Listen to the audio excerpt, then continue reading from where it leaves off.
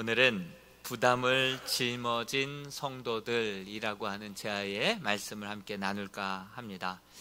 하나님께서는 저희에게 이렇게 사복음서를, 예수님의 탄생부터 예수님의 사역들을 이렇게 사복음서의 입장에서 이렇게 각각의 저자와 환경과 또한 대상들이 다 다른 그 사복음서를 통해서 예수 그리스도를 볼 수 있도록 허락해 주신 은혜는 참 감사한 것 같습니다. 우리 이 본당에도 카메라가 지금 4대가 있거든요. CCTV가 4대가 있어서 이 각도 저 각도에서 예배의 광경을 모니터링 할 수 있는데요. 이렇게 여러 각도로, 시각으로 예수님의 탄생에 대해서 기사를 다루고 있는 내용들도 약간 다른 것을 보게 됩니다. 마태복음에 보니까요, 족보로 시작을 해서 자연스럽게 예수님의 탄생의 소식으로 넘어갑니다. 그리고 어디에 포커싱을 두냐면 왕으로 오신 예수님을 강조하고 있습니다. 그래서 탄생의 과정에서 보면 그 마리아의 고충보다는 요셉, 아버지 요셉의 고충, 요셉의 부담을 더 집중적으로 조명하고 있습니다. 마가복음은요, 예수님의 탄생은 생략하고 공생애로 바로 넘어갑니다. 예수님을 통해서 이 땅에 이루어질 하나님의 나라에 더 포커싱을 두고 더 강조하고 있는 그러한 말씀임을 볼 수 있습니다. 누가복음에 보면 마리아의 고충을 특집으로 다루고 있습니다. 풍성하게 조명하고 있습니다. 마리아의 결단, 헌신 다루고 있고요. 아기 예수님의 탄생 소식을 모두에게 알리셨지만 반응들이 또 다 제각각 달라요. 목자의 반응, 또 동방박사의 반응, 헤롯의 반응, 또 시므온, 또 사람들의 반응이 제각각 다른 것을 보게 됩니다. 하나님의 기뻐하심을 입은 자들 중에 평화로다 했는데 그 기쁨, 그 감격, 그 평안이 사람들마다 다 다르게 느껴지는 것을 보게 되죠. 또 요한이 소개하는 예수님의 탄생은 굉장히 요한복음은 영적입니다. 그래서 예수님이 이 땅에 오신 것을 어떻게 해석하냐면 말씀이 육신이 되어 우리 가운데 거하심에, 이렇게 고백하고 있어요. 또 빛으로 오신 예수님, 빛으로 오신 예수님, 그리고 예수님이 참된 음료요 참된 양식으로 다른 것을 먹으면 또 배고프고 허전하려니와 영생의 예수 그리스도를 먹고 마시는 자마다 굶주리지 아니하고 영생을 얻게 될 것이다 라고 하는 굉장히 영적인 예수 그리스도의 오심을 영적으로, 신학적으로, 교리적으로 풀어낸 성경이 또 요한복음입니다. 예수님의 탄생을 이렇게 사복음 각각 다른 저자와 그러한 시각을 통하여서 이렇게 보는데, 또 그 안에 묘한 성령님의 역사 가운데 묘한 통일감이 또 있는 것을 우리가 볼 수 있습니다. 오늘 설교에서 예수님이 이 땅에 오셨을 때 분명히 기쁨의 소식입니다. 그래서 천사는 흥분하여서 마리아에게 너 도대체 어떤 은혜를 받았기에 이런 하나님의 선택을 받았나, 그리고 격양돼서 그 소식을 전하는데 마리아의 반응은 아주 쌩합니다. 29절 말씀 한번 읽어볼까요? 29절 30절 말씀을 누가복음 우리 1장 29절 30절을 같이 한번 읽어봅니다. 시작. 그 말씀을 듣고 놀라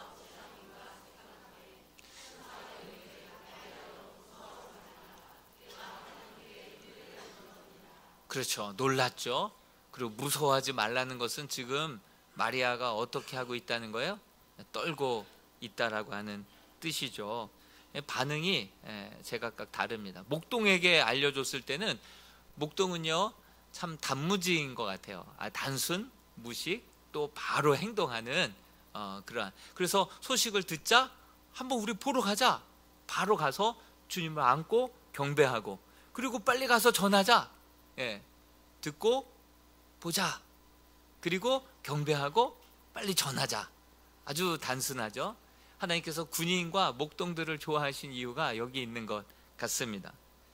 또한 헤롯의 반응은 어떨까요? 왕으로 오셨다 해서 동방박사들이 왕궁에 태어날 줄 알고 예루살렘으로 왔습니다. 베들레헴이 아니라 예루살렘으로 왔습니다. 그래서 왕이 나셨도다. 어디서 났느냐 물어보니까 헤롯이 깜짝 놀라죠. 나도 찾고 있는데 찾으면 나에게 꼭 일러주라. 그 일러주라 한 뜻이 뭐겠습니까? 찾아가서 왕은 둘일 수 없어. 예루살렘으로 돌아가지 않고 그냥 고국으로 돌아가자 2살 이하의 남자들은 다 죽여버리는 그러한 일들이 벌어지게 되지 않았습니까? 이 기쁨의 소식이 진짜 구원과 평안과 기쁨의 소식이 되기 위해서는 이 귀한 소식을 우리가 끌어안고 그 모든 부담과 희생과 헌신을 통하여서 예수 그리스도의 오심과 죽으심과 부활이 진정 나를 위한 구원의 모든 행적이었다라는 사실을 우리가 이해하고 받아들이기 위해서는 그 모든 부담감을 끌어안고 요셉과 마리아와 같이 묵묵히 어린 아기 예수를 그 손이 얼마나 많이 갑니까? 케어하고 그분이 자라서 그 십자가에 다시금 내어드리기까지 그 모든 부담감을 짊어지고 희생과 헌신을 통하여서 그 하늘에는 영광 이 땅에는 평화가 진정 사람들에게도 그렇게 다가오게 되고 미치게 된 줄로 믿습니다. 오늘 특별히 항존 집분 자들을 이렇게 우리가 후보자들을 항존 집분 자들이 모여서 뽑으려고 합니다.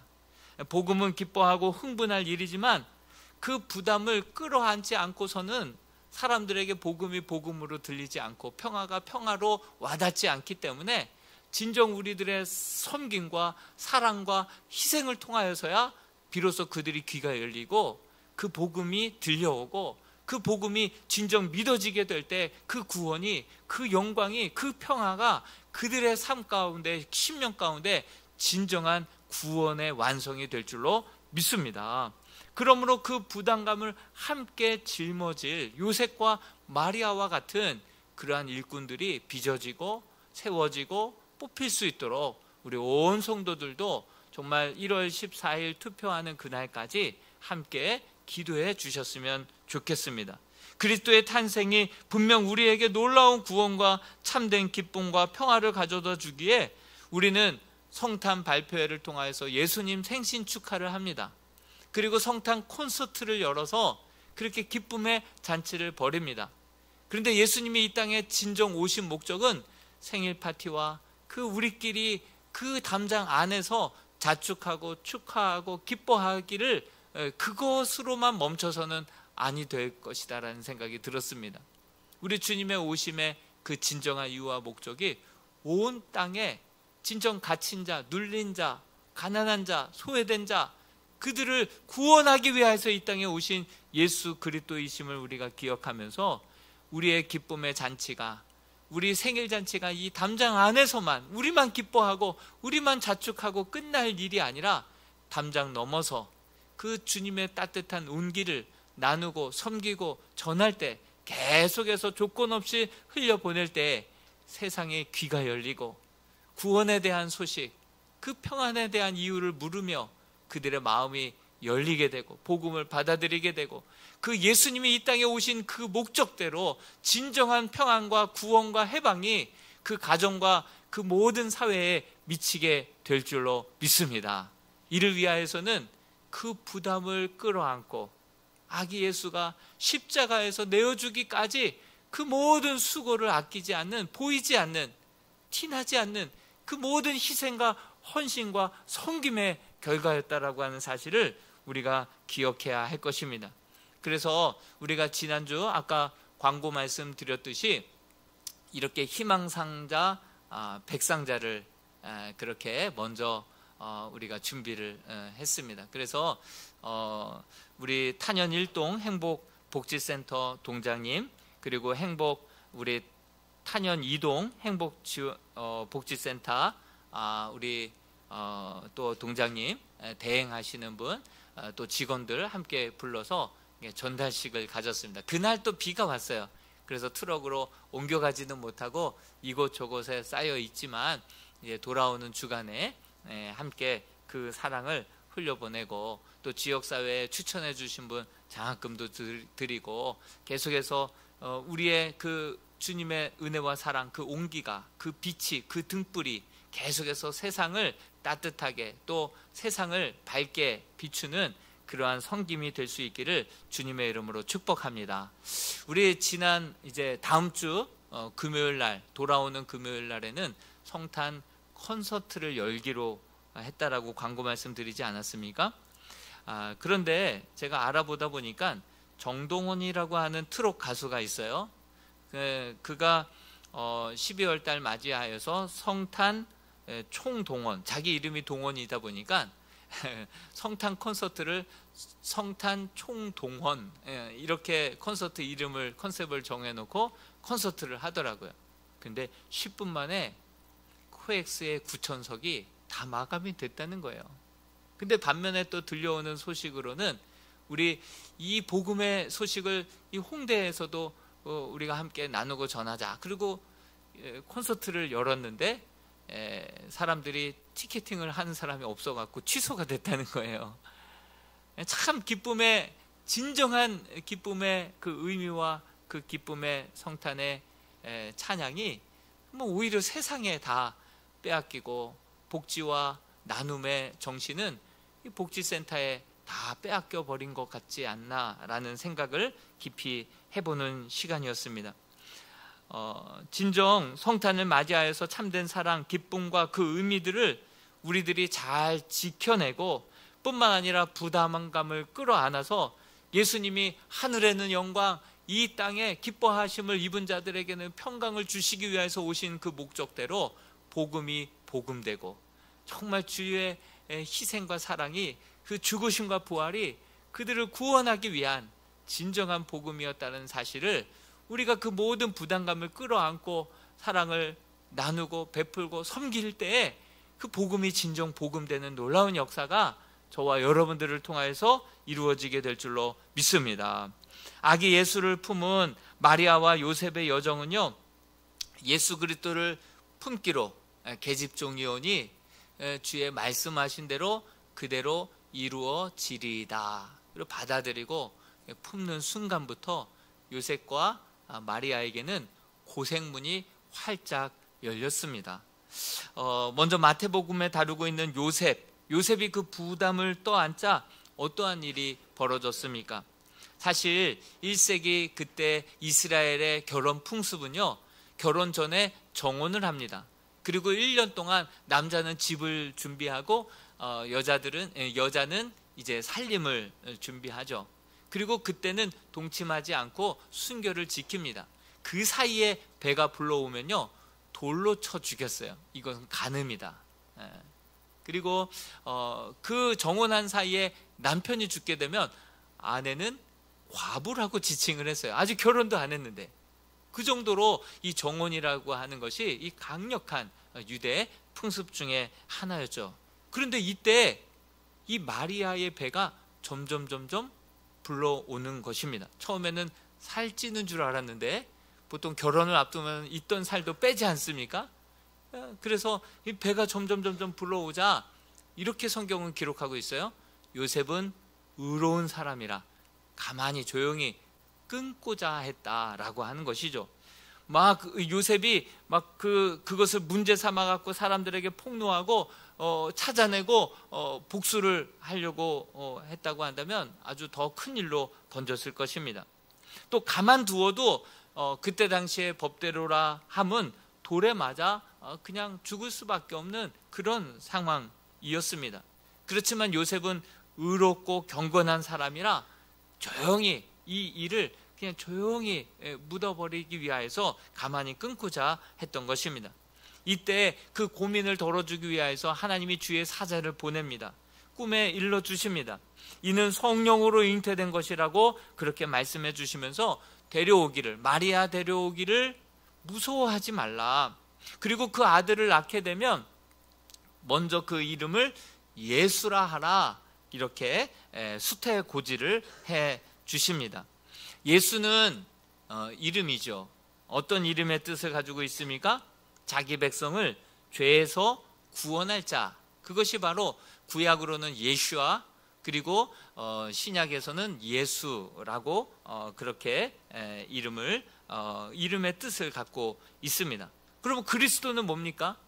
그리스도는 바로 구약 히브리어로 따지면 메시아를 그리스도로 지칭한 것인데, 기름 부음을 받은 자, 즉 예수 그리스도의 사명을 뜻합니다. 그래서 예수는 이름이고 그리스도는 그의 사명이시다. 그리고 예수는 그리스도이십니다 라고 하는 믿음의 신앙의 고백이다 라고 하는 것이죠. 예수는 하나님께서 선지자를 통하여서 보내시기로 약속하신 그 유대인의 왕, 우리를 구원할 그 메시아다 라고 하는 신앙의 고백이 예수 그리스도라고 하는 사실을 우리가 기억할 수 있기를 바랍니다.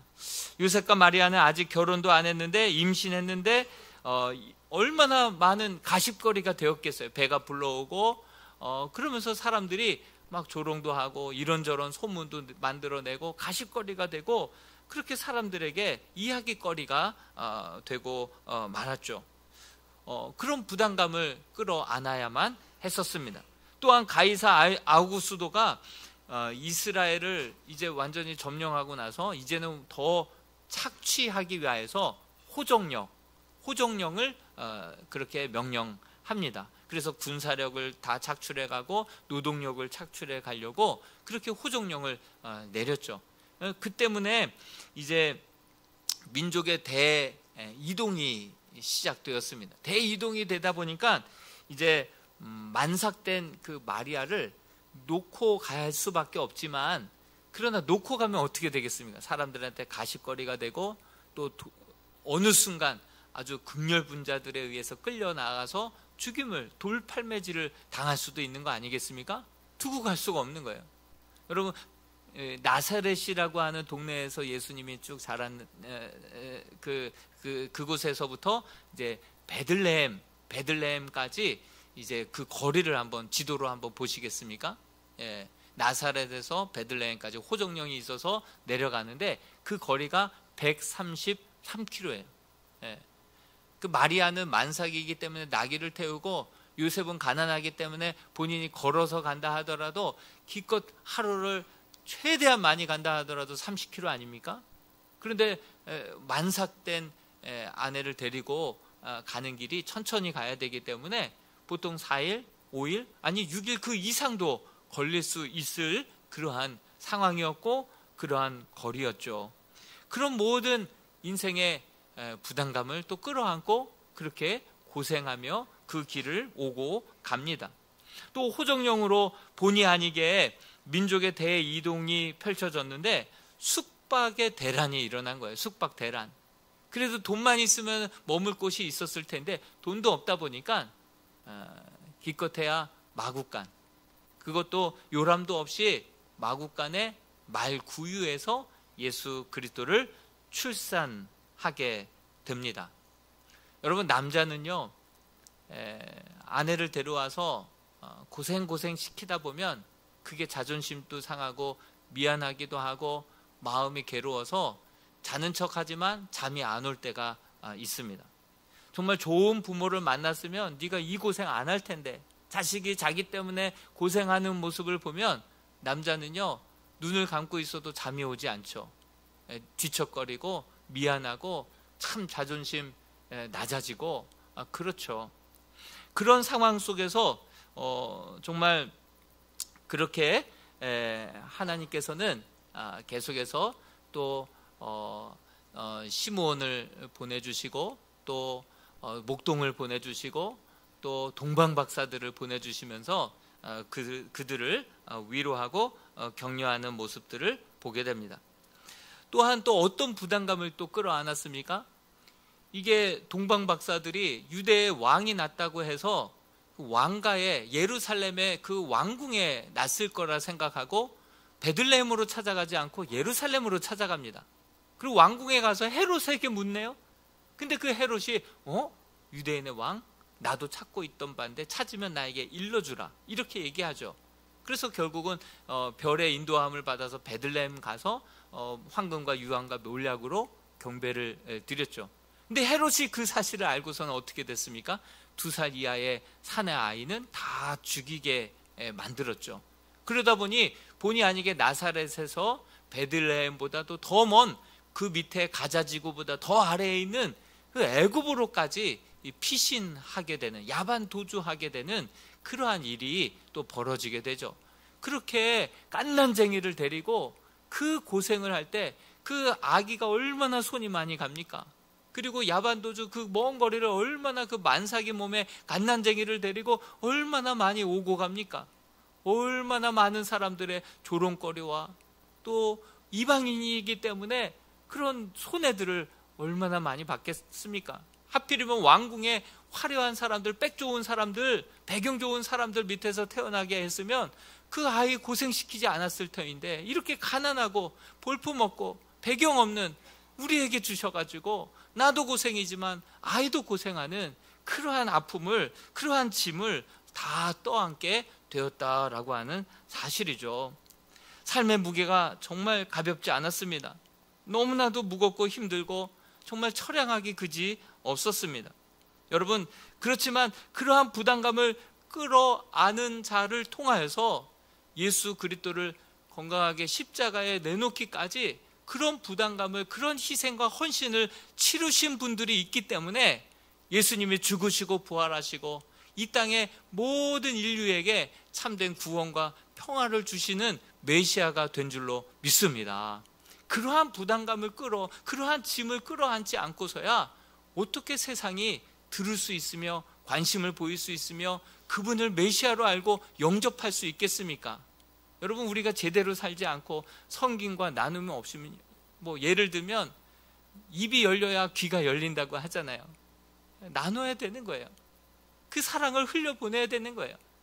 이유 없이 조건 없이 성김의 모습을 통하여서 저들이 귀가 열리고 마음의 문이 열리고 예수가 메시아임을 발견하게 되고 그분을 영접했을 때 세상에서는 맛볼 수 없는 참된 구원과 평안과 그 은혜를 우리가 우리의 희생과 짐을 짊어질 때에 그들이 복음으로 받아들일 수 있는 놀라운 은혜가 주어지게 된다라고 하는 사실이죠.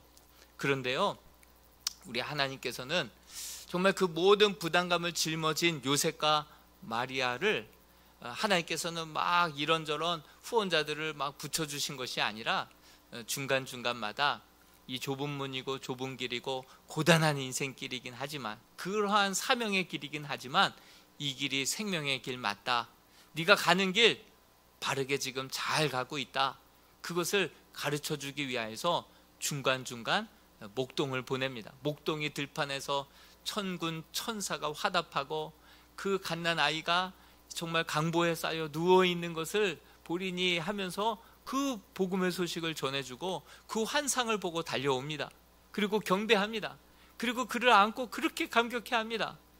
힘들었던 때이지만 가장 정말 아빠로서 정말 아내에게 미안하고 자식에게 정말 죄송스러웠던 그 순간에 정말 목동을 보내주시고 동방박사들을 보내주시고 힘들지만 어렵지만 이 길이 맞다고, 이 길이 생명의 길 맞다고, 너희가 걸어가는 길 지금 잘하고 있다고 이렇게 위로해주고 격려해 주셔서 끝까지 예수 그리스도를 십자가에 내어주기까지 그 사명을 잘 감당한 이들이 있었기 때문에 예수 그리스도로 말미암아 하늘에는 영광이요 이 땅에는 진정한 평화가 미치게 된 줄로 믿습니다. 우리 성도들이 이 성탄을 맞이하여서, 이 대림절기를 맞이하여서 이런 요셉과 마리아와 같은 그 짐을 짊어지고 섬기고 봉사하고 조건 없이 흘려보내고 정말 세상을 향하여서 계속해서 샘물과 같은 그러한 교회가 될 때에 세상은 마음의 빗장이 열리고 교회에 대한 비판의 조롱의 손가락을 내리고 정말 두 손 모아서 주님을 영접하는 놀라운 은혜와 역사가 저와 여러분들을 통해서 이루어지게 될 줄로 믿습니다. 제가 예전에 결혼해서 이제 저희 아내와 말씀을 묵상하는 거예요. 요셉과 마리아를 묵상하면서 참 그 사명의 길을 걷기로 받아들였는데 그 길이 시온의 대로가 아니라 참 좁은 문, 좁은 길, 이 조롱을 견뎌야 되고 손가락질을 견뎌야 되고 이 야반 도주를 해야 되고, 그렇다고 해서 형편이 나아지는 것도 아니고 이렇게 어렵고 힘든 이 사명의 길, 외롭고 고독한 길, 누구도 알아주지 않는 그 길을 걸어가는데 얼마나 힘들까. 그렇지만 그 길을 가다가 이 길이 맞다라고 목동을 보내주시고 또 동방박사를 보내주시고 심우원을 보내주셔서 내 눈이 감기 전에 그 구원을 보기로 그렇게 하나님 약속 주셨는데 내 눈이 주의 구원을 보나이다 기뻐하면서 사랑하는 그 메시아 예수 그리스도를, 아기 예수를 끌어안고 감격해하는 그들의 그러한 위로를 통하여서 그 요셉과 마리아가 그래 이 길이 힘들지만 이 길 맞구나, 그것을 위로받고 격려받고 그렇게 갔었지.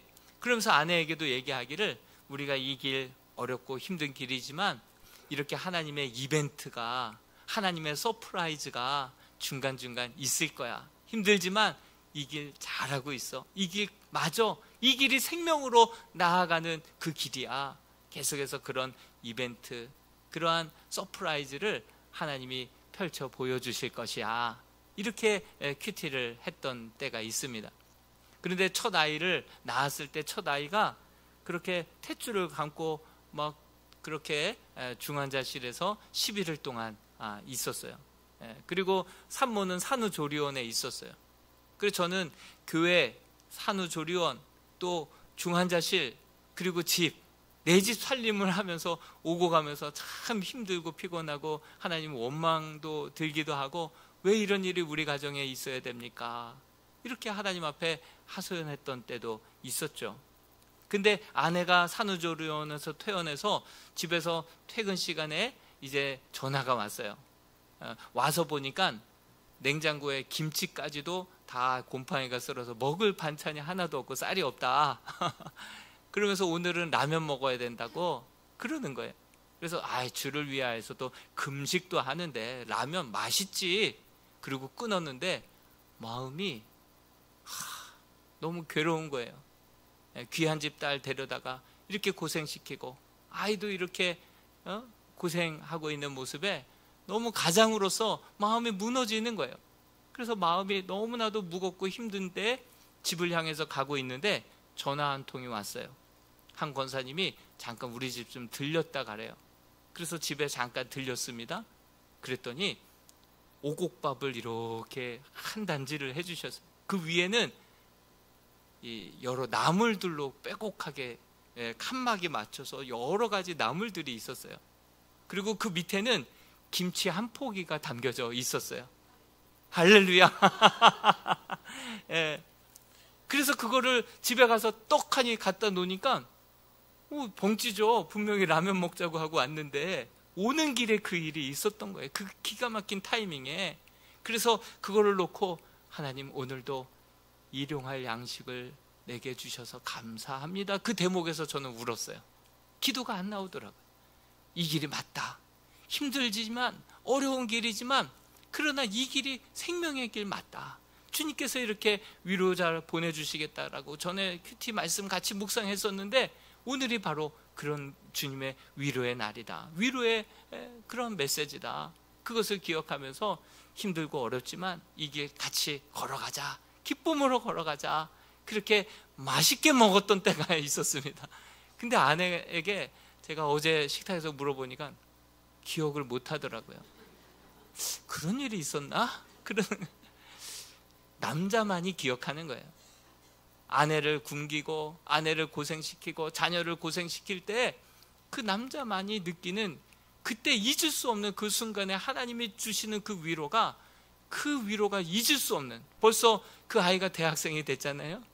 그 오랜 시간이 지났지만 그 순간을 잊을 수 없는 거예요. 여러분 정말 그 부담을 끌어안는 자를 통하여서 예수 그리스도의 죽으심과 부활이 진정 세상을 구원하는 그러한 복음으로 들려지게 되고 받아들여지게 되고 놀라운 구원이 저와 여러분들의 짊어진 삶, 희생과 헌신과 수고를 통하여서 복음이 복음되고 교회가 교회되는 놀라운 은혜가 있게 될 줄로 믿습니다. 그러한 마음으로 이 성탄절기를 보내고 그 사랑 흘려보낼 수 있는, 안으로는 기뻐 축제하지만 밖으로도 하나님의 은혜와 사랑을 계속해서 흘려보낼 수 있는 샘물과 같은 교회가 될 수 있기를 주님의 이름으로 축복합니다. 우리 같이 한번